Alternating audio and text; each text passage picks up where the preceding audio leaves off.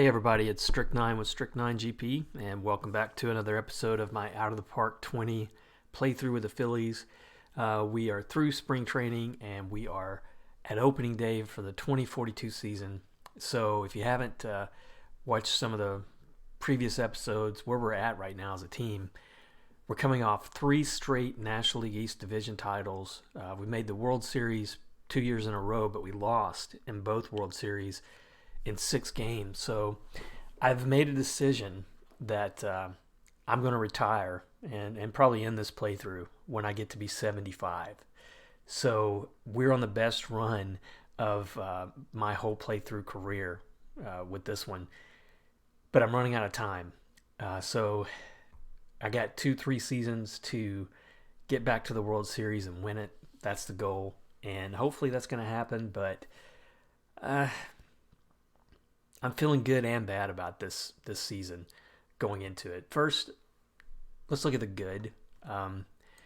So the preseason predictions are out, and I've said many times these don't always play out, but at least they give you a good indication of what the AI thinks of your team. So if we look at the way the American League's going, for instance, you got Boston, New York strong in the East, Kansas City winning out over Cleveland, who beat us last season in the World Series, and then Seattle winning the West. But I guess they do have Cleveland making the wild card again, so they may have a chance of repeating. And then individual players, a former Philly, Josh Gordon, who was injured a lot last year, had an off season. He's now at the White Sox.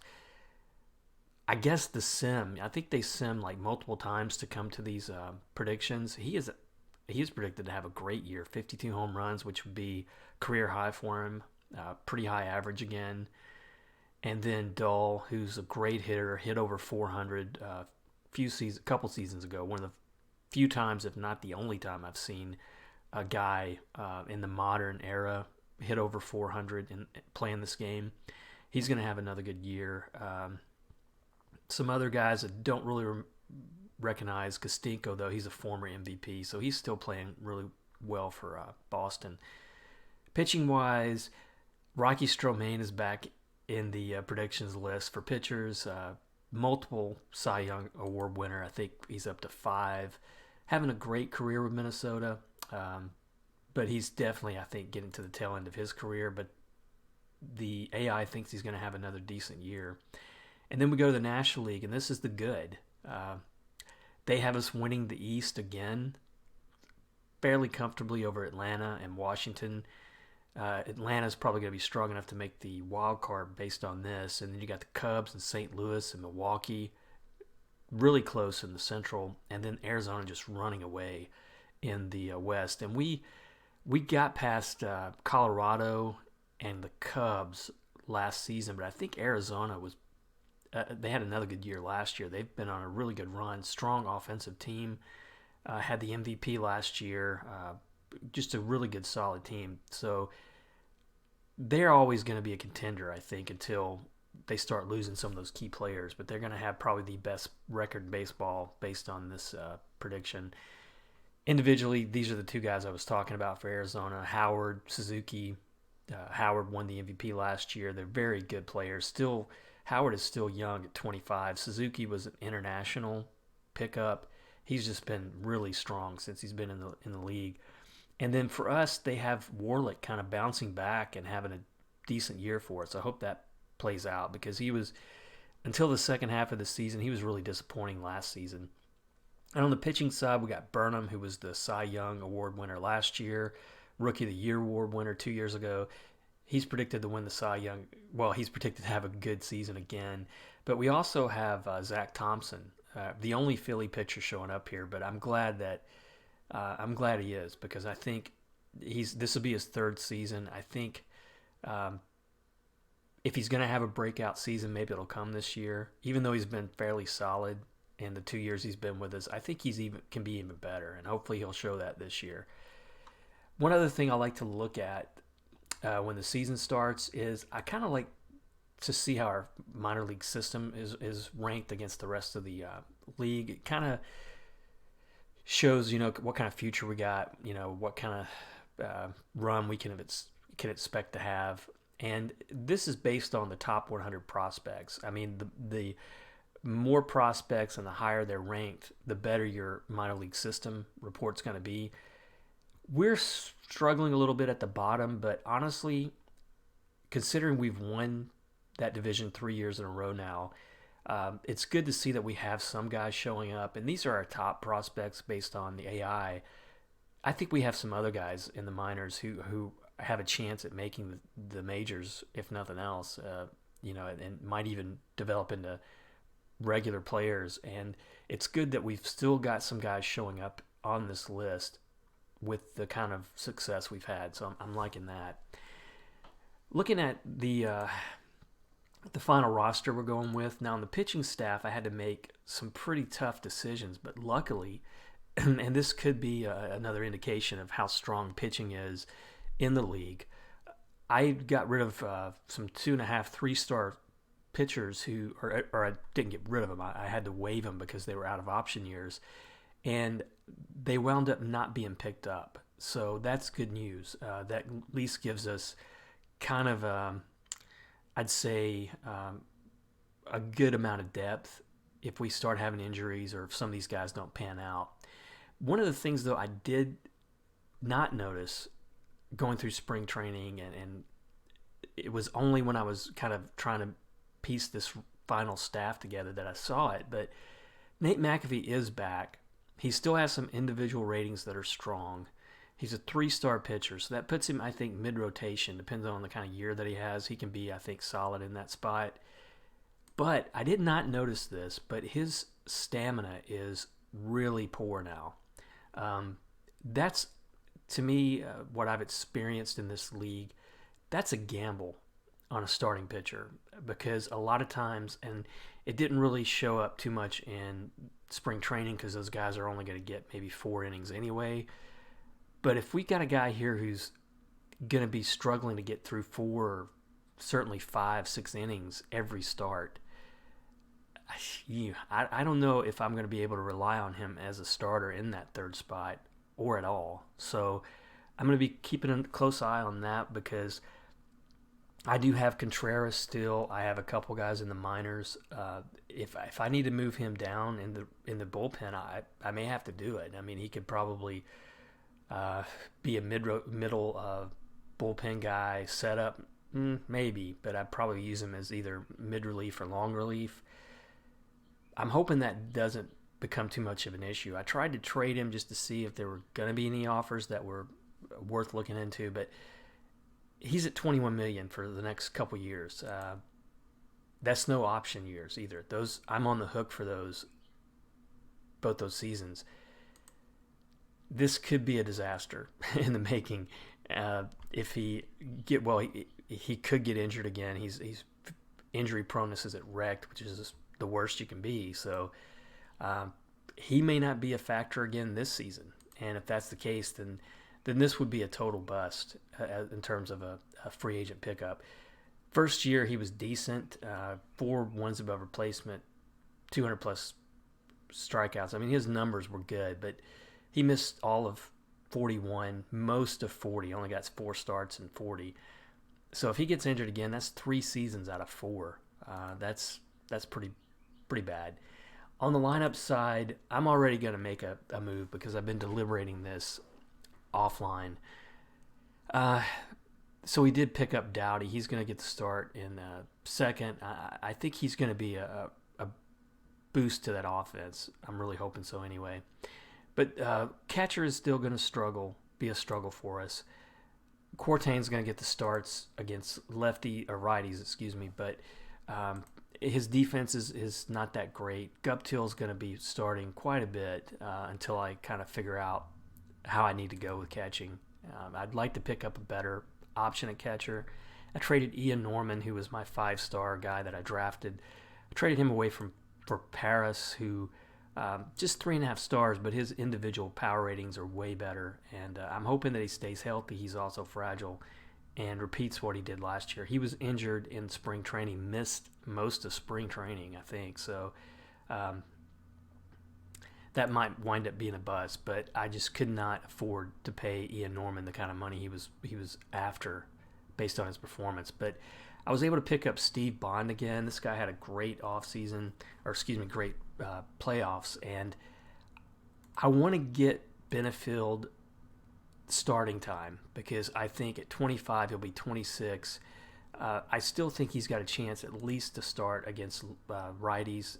His individual ratings aren't that bad. He's got good contact, speed, power. But Bond is just too much of a he's way too better.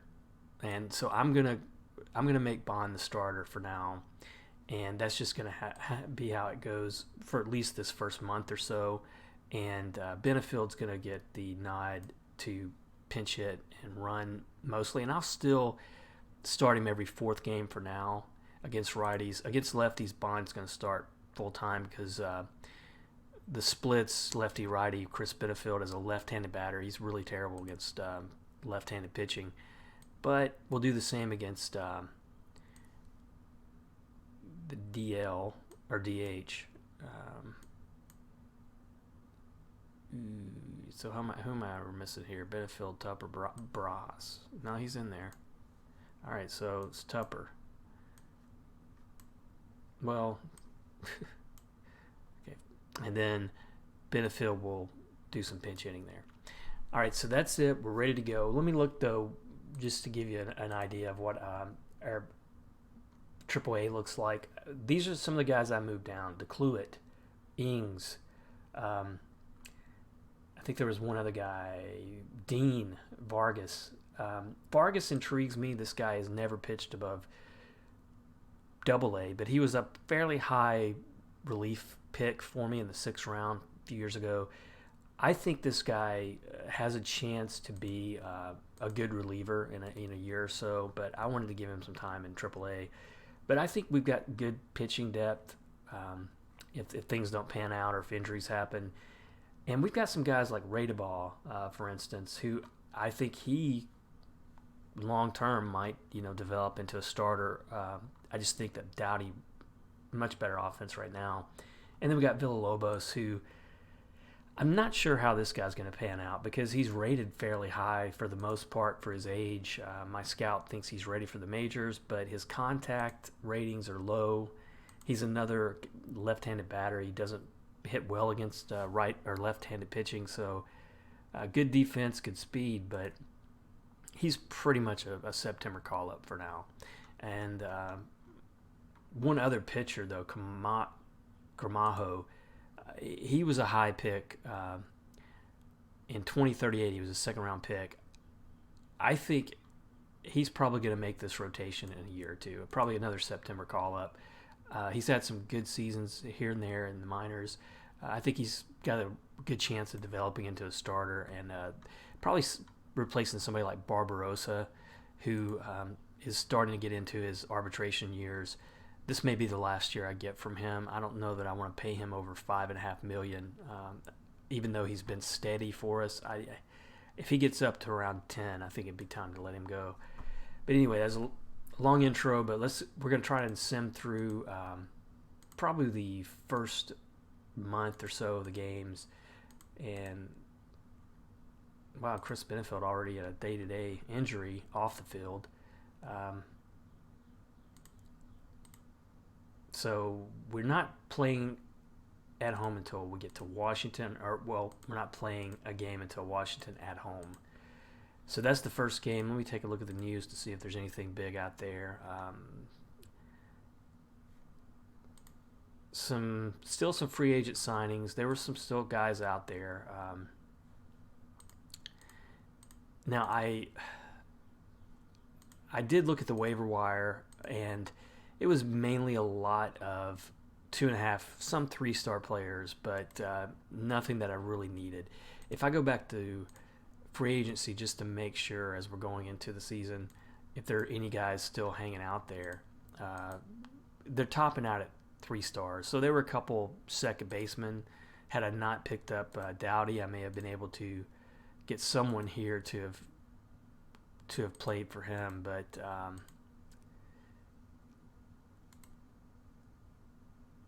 I'm really needing catcher, and just nothing there. Catcher has become a really, really tough position to fill. You're either going to get a good draft pick like I got with Ian Norman and develop him, or you're pretty much out of luck. So that's going to be it. So let's get started. First game against Washington, we lose 2-4. Not a great start. Pritchard, Paris, Warlick, multiple hits. Bond, multiple hits. Parker was okay. Hadakayama, though, blew it in the bullpen. He is going to be closer full-time this season. Unfortunately, a rough start for him. He had some pretty poor outings in the playoffs as well. And we lose the second game, 4-9. Bond, another multiple hit game for him. But Thompson, looks like we had some fielding blunders here. 2 errors. Thompson, 5 2/3 innings, only 1 earned run. But it was enough for Washington. We couldn't overcome it. And then we finally win game 3, 8-1. Bond off to a great start, 3 for 4 in this game. Quartang, 2 for 3. Guptill is going to get some lineup. He's going to show up because I've got him as a defensive sub. So the AI is probably going to put him in a lot of games in the 8th and 9th inning. Gutierrez is a good game. And then McAfee, first official start back from that long DL. 6 innings, 1 run. So that's 9 strikeouts. Great. Couldn't expect better from him, honestly. So the week's over. Let's see what we're looking at for Players of the Week. Went to Jeremy Dahl, off to a great start, hitting 500. Luis Escalera, and then season injury for him. And then power rankings. We're too early to worry about that. And we got New York away. And let's take a look. Wow, this is a pretty big injury for the Angels. And Zunza, who's been around for a while, pretty solid starting pitcher for the most part. He's gone for the season. I'm going to look at the waiver wire. That's what I like to do a lot, especially early on the season. Nothing there. So 4th game of the season, we lose 1-2. We're struggling here a little bit. Gutierrez led off here, probably playing against a lefty, and this is what's going to happen, I think. No, he was a righty, so I'm not sure why Gutierrez got started, except that Benefield, that's right, Benefield got started in center field. Parker, another decent game, bullpen. Clark, that big guy I picked up in a trade, I was hoping he was going to be solid for me, but he's off to a bad start. Game 2, rained out. Now we're going to be up against a tough Kansas City team at home for 3 games. And already got a no-hitter in the league, Chris Lawfer. Wow, 5-star starting pitcher. Poor movement, so he gives up a lot of home runs, but you can see 271 strikeouts last year. He might be at 28, been in the league a few years. This might be his year if he stays healthy. It's Kansas City 2-3. They're off to a pretty weak start as well. Game 1, we lose in extra innings, 0-2. Pat Dowdy, 2 hits, and that's about the highlight. Well, Steve Bond, 4 for 6, so he's continuing to hit really well. Zach Thompson, great game, 7 1/3, 2 hits, 8 Ks, no runs. Clark, though, second game in a row he's given up 2 runs late, or at least second appearance for him in a row. And finally, we win 10-5. Dowdy, 3 for 5, drove in 2, scored 2. How about Paris? 4 for 4, 6 RBIs, had 2 home runs in the game. He's off to a great start. That's what I was hoping to see from him. McAfee, though, hit hard, hit early. This is going to be the dilemma. I mean, 4 2/3 innings was all he could give me. Had he been able to pitch to one more batter, one more out, and he would have probably gotten the, unless we scored late, he would have gotten the win in this game. All right, so game 3 against Kansas City. Can we win the series? We don't. Lose 6-10. So we're off to a weak start, 2-5. Paris is looking good. Warlick is looking good. But there are some struggles here and there in the lineup. Barbarossa, after a great first start, he had a poor one here, 6 runs in 3 innings. Now, that was his first start of the year, so not good. Scott, gave up a run late. All right, so we're through 2 weeks here. Stars of the week: Juan Miranda for Oakland, the American League. Mike Snyder, who's been around for a while. He with Pittsburgh now. He's off to a pretty decent start. Power rankings, you can see we are at near the bottom, 26th. Not good. 2-5. Miami's off to a worse start. That's the only positive. If I look at the waiver wire, just some relievers coming up, and then not something I need. So we're going to be playing. Looks like the Mets at home. We lose 2-4. Oh my gosh. Some guys here getting hits, but not many. Not Parker. Just 3 runs in 6 innings, and he's like the couple years ago. He's just having a tough luck start. No decisions yet for him in 3 starts. Game 2, 2-7, and Ken Dion suspended. Wow, we are really struggling. He gave up. Looks like he gave up maybe a home run early. Now he's going to be out for 8 games. Bullpen has been really rocky so far this year. Now, game 3, can we salvage a win? We do, 5-1. I'm hoping this was Zach Thompson. And let's see, Dowdy 3 for 5. Pritchard 3 hits. Warlick 3 hits. He's off to a good start. Vega struggling, hitting 182. Guptill, not looking too bad, being that backup catcher. Thompson finally got his first win. He is off to a great start, though. And now I'm looking at the news again. So we got Reynaga hit his 400th home run. Even though the guy's fragile still, he's starting to get up there in career numbers to where he's going to be getting some Hall of Fame, Hall of Fame votes. And injury there for Milwaukee, not a big one though, 3-star player. So now we got a 3-game series at Miami. Miami, I'm sure, is still struggling. They're at 2-11. Hopefully, though, they're not going to bounce back against us, and they win the first game 4-1. No offense to speak of. McAfee gave us 5 innings, but gave up 2 runs, and took the loss, his first loss of the year. We win the second game 2-1. Paris 2 for 4 in this game. Still doing good, hitting 357 on the year. Barbarossa got his first win, 7 strong innings. Had a Kiyama, his first save. That's not good this late in the season. And then game 3, we win 8-4, so we finally win a series. Gutierrez good here, hitting at the top of the lineup, 3 for 5, scored 3. Dowdy 2 for 4. He's given me the kind of the production I'm hoping to get from him, honestly. Average could be a little bit higher, but I'll take what he's giving me right now. Pritchard 3 RBIs in this game, but he has struggled so far, hitting 235. Parker did not get the win here either. Uribe got the save. That's kind of odd to see. So looking at the weekly news, we got Braves coming up next, and they're 8-7, but New York 8-5. That was a little bit of a surprise so far. Players of the week: Granda, who was the MVP last season, and in the American League, National League, Suzuki, off to a monster start, on pace for 114 home runs. Won't keep that up, but 12 home runs through 17 games. Wow. And power rankings, we moved up a couple spots. We're 24th. So standings-wise, man, New York's off to a great start. Minnesota, Diamondbacks 14-3, so they are going to have the kind of season they were predicted to have.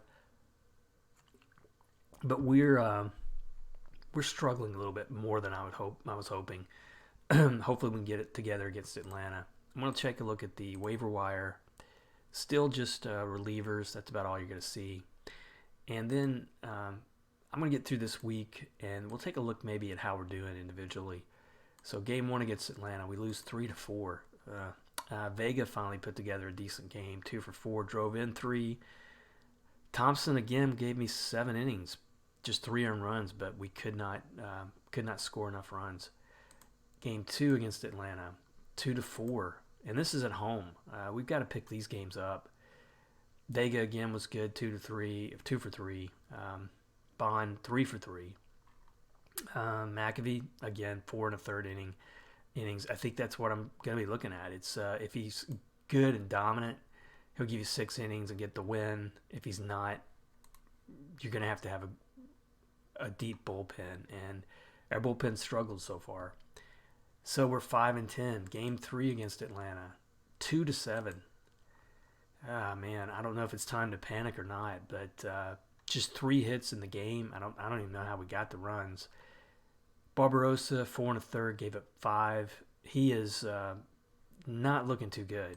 I think that was his 3rd start. He's had 1 good start, 2 terrible starts. He may not be somebody I need to rely on much longer. And Alvarado, I had some debate whether I wanted to keep this guy up there, and I like his personality ratings, but he's a 2-pitch pitcher that always scares me. I may have to I can't send him down without putting him in waivers, but if he continues doing this, I'm probably going to look at somebody in AAA because he was the last guy I decided, I'll put it that way, to let stay in that pitching staff. So with those kind of numbers, he'll need to go down soon if he keeps it up. All right, so now, oh boy, it doesn't get any easier. We are about to face Arizona on the road for 4 games. We're 5-11. This could be disastrous if we don't start playing better. So game 1, 8-4. We needed that. Pritchard, 3 for 4, drove in 4. Great game from him. Paris, Vega, Quartang, multi-hit, Bond, Dowdy, all with multiple hits. Parker, again, could not get the decision. 4 1/3, gave up 4. So 5 starts, he has yet to get a win. Fortunately, the bullpen looked good for us here, but another thing, Hadakiyama, our closer, on pace for 10 saves. Really rough start so far. Game 2, looks like we won again, 6-3. Dowdy, 3 hits. Bond, man, I am so glad I was able to sign this guy. Off to a great start. Paris, 2 for 4. He's at six home runs right now, so on pace for 50 plus. And Ken Dion, back from his suspension, didn't get the win, but Hadakiyama did get the save. So we're guaranteed a split in this series. That's better than I thought it was going to be. Now game 3, we lose 2-3. I thought for a minute there we won it. Got a long-term injury in the minors I have to take care of. So Bond, 3 for 4 in this game. He's hitting .410 on the year. Zach Thompson was strong, 7 2/3, just 3 earned runs, 11 Ks, on pace for 250 plus strikeouts. Man, we got to get him some some wins. We've got to get some offense for him. And then game 4, can we win the series? We don't. Lose 8-1. Gosh. So we split them. Like I say, that's better than I thought we would probably do against them on the road. Dowdy got his average up in that series, looking really good overall. McAvee, though, 4 2/3, 6 earned runs. and I'd be interested to see when he gave. Yeah, he gave up those runs in the 4th and the 5th innings. So he is probably getting to that 4th inning and tiring out. So I hate to eat $40 million in salary, but that's I can't let that continue much longer. So in the weekly news here, we got Players of the Week, Chris Reimer. He's been a good player. He was an MVP a few years ago for New York. He's having a decent start, a really good start actually. Padilla, a young guy for Cincinnati, off to a great start, looks like from him. And then rankings, we dropped some. We're down to 28th. Even Miami is ahead of us right now. Standings wise, 7 and 13. Oh, that's terrible. It's too early to go to full on panic, but that's not how we should be playing if we're really serious contenders for the World Series again. Now, looking at our the player stats. I tell you what, let me go through this next week, and then we'll take a look at it. I should probably, there might be some adjustments I should already be making, but I'm gonna give them another week. We got Atlanta, and then Miami at home. So maybe we can have a winning week. Let's hope for it. Atlanta though, they're hot right now. All right, so game one at Atlanta, we win 3-2. This reminds me a little bit of last season. It seems like, or a couple seasons ago, when we were winning, these were the kind of games we were winning, and we were getting blown out a lot. Barbarossa, he's been hot and cold. This fortunately was a hot one for him. 7 innings, 1 earned run. Hadakayama up to 3 saves now. Game 2 against Atlanta, a shutout. Finally. So we are going to win this series. Dowdy 3 for 5, hitting over 300 now. Warlick 2 for 4. Parker finally gets his first win. 8 innings of shutout ball. Hopefully he'll get to double digits. Hopefully the wins will start coming, but that's good to see. And also Hadakiyama now getting those save totals up. Now game 3, can we sweep them? No, 7-8. Had some good offense here from Pritchard, 4 for 5. Scored 3, drove in 2. Vega, he's after a slow start. He's doing a little bit better, but Ken Dion, another question mark. And if you've watched the series, you know how high I was on this guy a few years ago. He is off to a terrible start, and I know he was injured for almost half the season last season. I don't know if that's playing into it. He is just a 2.5-star pitcher, but I felt pretty good about having him in that 5th spot in the rotation, but he's really struggling. Let me make sure. Yeah, I've got strict with rest to Kate. That's kind of how I like to go with the 5-man rotation. I don't know. It could be too much to ask of him right now. Let's look at the monthly end of the month awards here. We got Sayer Farabee in Cincinnati hitting for the cycle. Season injury, not a big superstar there. So batters of the month, Reimer for the Yankees in the American League. Suzuki, probably no doubt, although his average is pretty low, but he's the batter of the month in the National League. Best pitcher, Nate Schmidt for Toronto. Wow, this guy's off to a good start. Just a 2.5-star pitcher, but he's 5-0 in 5 starts. I don't think he's going to keep that pace up, but good start. Jared Markowitz for Arizona, pitcher of the month in the National League. And then rookies, Cardiel for Texas, good power hitter. He's on pace for 60 plus 11 home runs in the month. And then National League, Luis Montoya. This guy may have been an international. No, he was. I don't know if he was an international free agent signing or not, but pretty weak year maybe for rookies in the National League. That's not a great line. Guy strikes out a lot. He's hitting 245. But we're going to finish Miami and take a look at the individual numbers. We're 9-14. If we could win this series, that'd be great.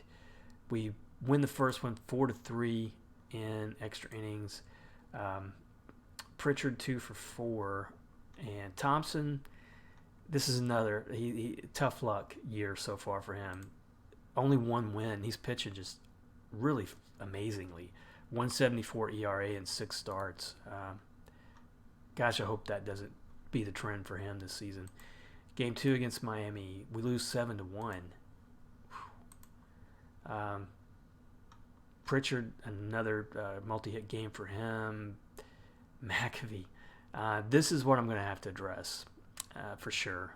This guy's given me 1 good start, his first one of the season. Since then, he has not. He's given me 5 innings once since that first start.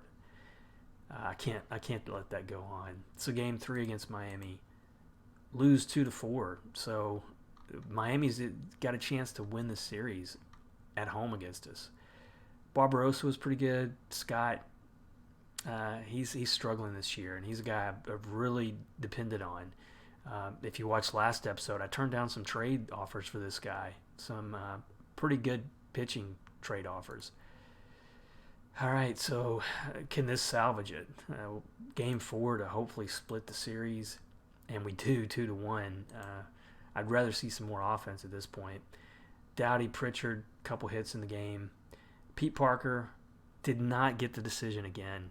7 innings. How can you not win with that line? But Hadakeyama got the save as 5th. All right, so we are 11-16.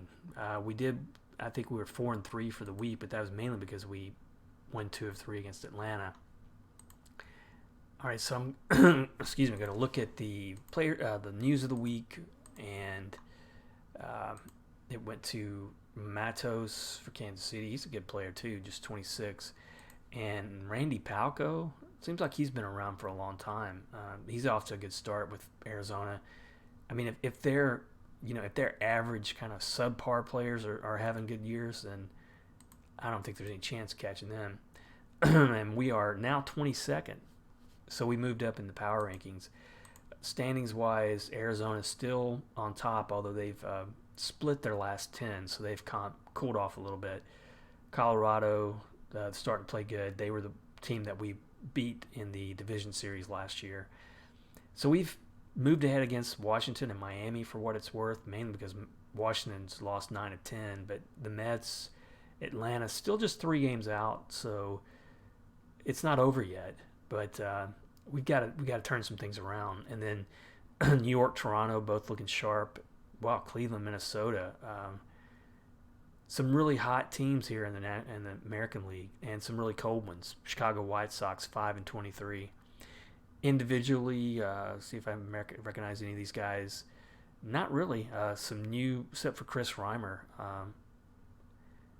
A lot of new guys looks like hitting those leaderboards. Although Randy Mayhew for New York, he was a former Philly. He's looking pretty good. He's not going to be probably a dominant type starter, but he's having a good start.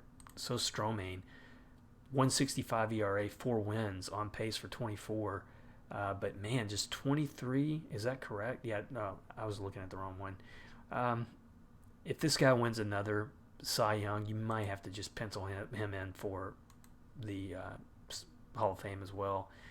In the National League, Steve Bond, second in hitting. That's great to see.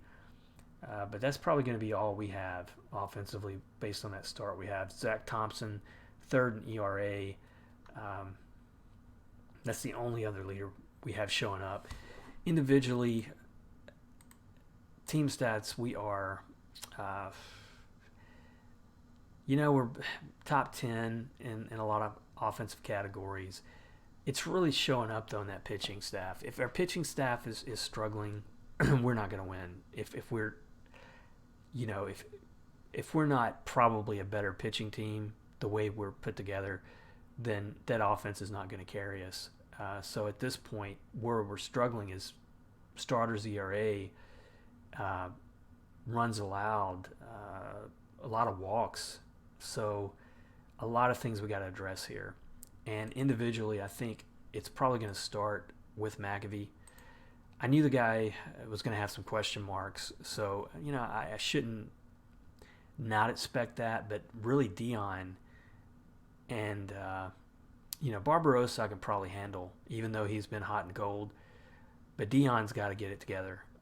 If he doesn't, I'm probably going to go with Contreras, who has looked good in relief. I'd hate to leave him or lose him from the bullpen. But Contreras got a chance to move back into that rotation. And Alvarado, I'll probably do it offline. I'm probably going to work on moving him around and bringing up somebody. There's too many good options here in the minors. I could get with DeCluet, Vargas, who's started out pretty decent. But there's some good options here to replace him. Lineups wise, Kwarteng, I did not realize how badly he'd started out. So, if this is where you can start hating on me for trading Ian Norman, I know that was a big gamble. But on the flip side of that, going back to the lineups, you're not going to get anywhere close to the kind of performance. Even though his averages slipped, you're not going to get anything close to this from Norman. So I think, that's what I was going for. I was going for more production in the lineup, and I think I got it from him. But Quartang is just really struggling. I don't think there's a yeah. I know there's not a free agent. We've already looked at it. So if I look at the trading block, if there's any catchers on the trading block, there's none. So I might be forced to go with those two guys in the minors, until you get down to, I think it was Morales, who I've been trying to slowly build. I mean, he's got some good upside, but also down here, Ramos, who was a free agent, or not a free agent, but a scouting discovery. My scout thinks this guy's going to be a really good player, but he's a long way away. So I'm really in a tough spot at catching. The rest of the lineup, though, Dowdy looking good.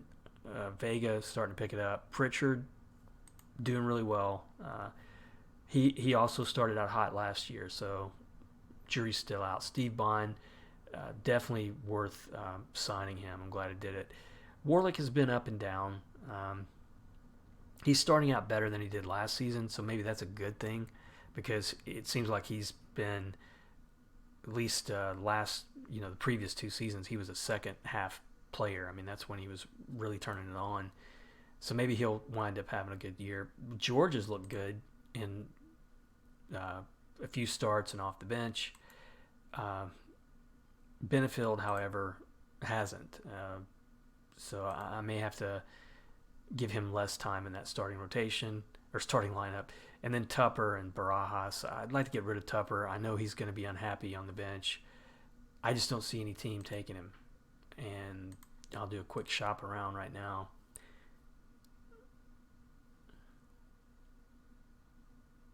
And I mean, I'm seeing a lot of stuff that we don't need. Primarily relievers who are really pretty costly, and that's about it. So I'm gonna have to make some adjustments here, and I'll do that offline. Like I like to. Usually, the way I run these seasons, I'll go offline until past the draft. I'll come back, play up through the All-Star break, and then we'll finish the season off in September. So about 3 episodes to get through a season. Hopefully, we'll turn this around, but it's not a good start. But as always, I appreciate you guys watching, liking the channel, and subscribing, and I will see you next episode.